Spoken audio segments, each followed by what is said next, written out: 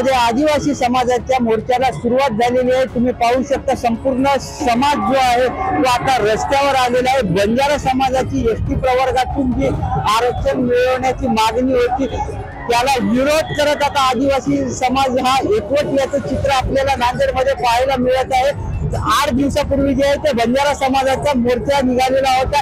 ज्या मार्गाने बंजारा समाजाचा मोर्चा जिल्हाधिकारी कार्यालयावर धडकलेला होता त्याच मार्गाने जे आहे ते आता आदिवासी समाज जे आहे तो या ठिकाणी बंजारा समाजाला असो किंवा धनगर समाज असो की अन्य कुठलाही प्रवर्ग असो त्याला एसटी आरक्षणामध्ये समावेश करू नये ही मागणी घेऊन जे आहे ते सकल आदिवासी समाज जो आहे तो आता जिल्हाधिकारी कार्यालयावर निघालेला आहे।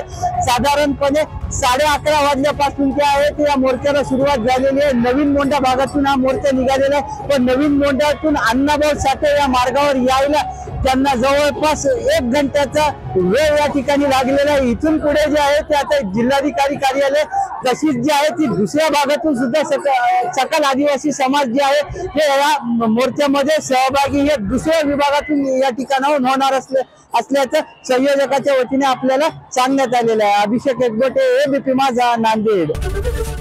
एबीपी माझा, उघडा डोळे बघा नीट।